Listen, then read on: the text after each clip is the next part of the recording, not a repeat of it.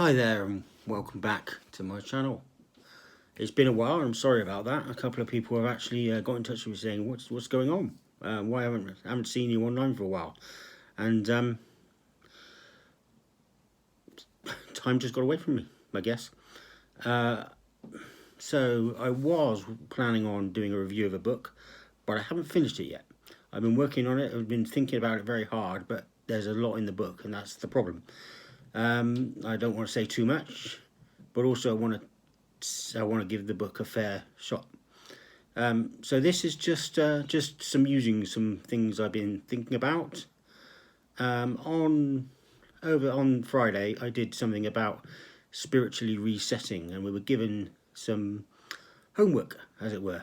And that part of the homework was to think of 100 dreams, as in goals, things you would like to see God do, things you would like to do, things you would like to have, to become.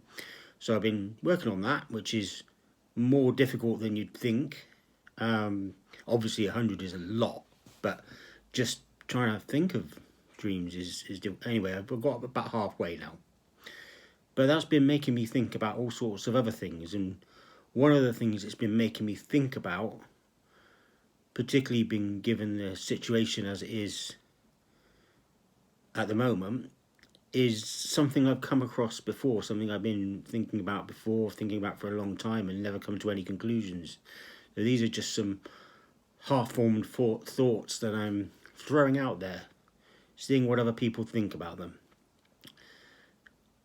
I've mentioned them before in a couple of videos I did about vision and mission, but it boils down to one thing, how people think about mission and the people they miss, really.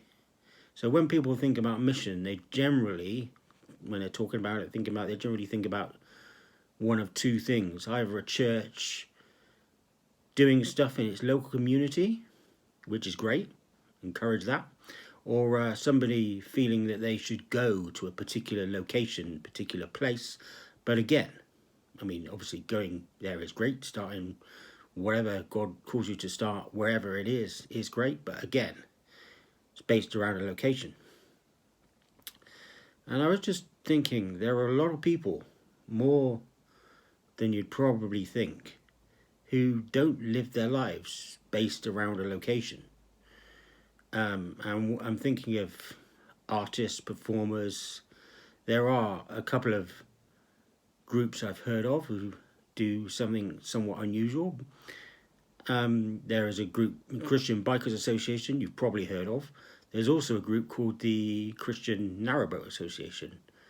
Plenty of people live on barges and narrowboats. They're different things, but they basically, do the same thing, different types of boats.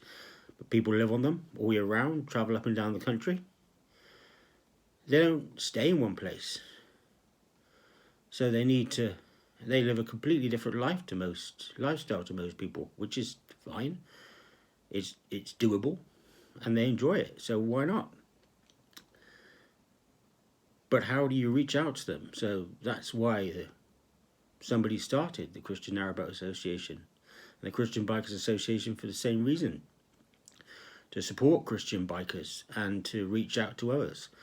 There's a guy I know at work, and he's a biker, goes out biking quite a bit, and I've asked him if he ever met any guys from the Christian Bikers Association. He says, yep, they're at all the festivals I know. I like them, they're good guys. Now, he's not a Christian, but clearly he has a good impression of the Christian Bikers Association. And I was thinking more of artists, performers, sound and light techs, comedians, people who work in theatres, people who own venues, pubs, whatever. Their lives at the moment are completely different. That was the other thing I was thinking, the fact that how do people reach out to them? Also, at the moment, lives are completely different. So that does make one difference, in that the people who they would normally meet, the Christians, the people they would normally meet, they're not meeting, which is a huge difference. So if you are a musician artist, performer, comedian, whatever, then you know, please keep doing it. Keep meeting the people you know. Keep reaching out to them. Keep letting them know that you care about them, and letting them know that God does too.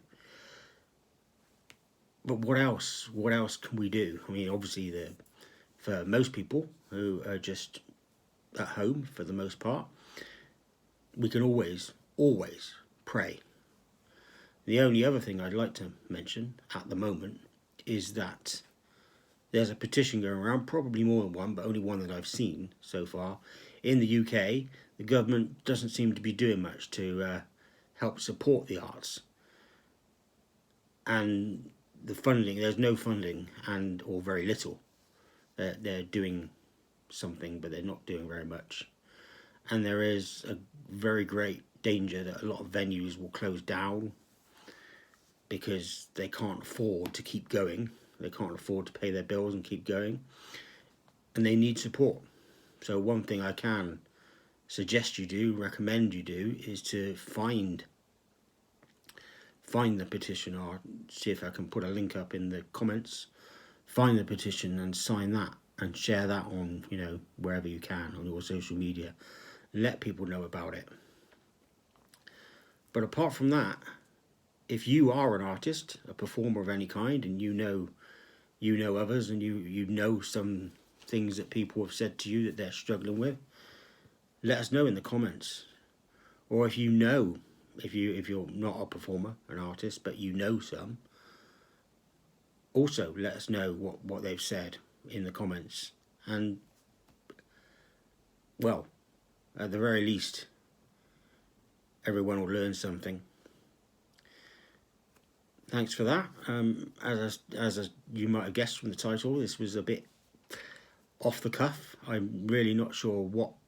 I didn't plan this too far ahead of time. But hopefully you found it interesting. I will get back to the dreams probably as they become more relevant. But I'd like you to just think about artists, performers that you know, whether you are one or not, and tell us what they've said they're struggling with at the moment. Okay, thanks, bye, and I'll keep working on the review.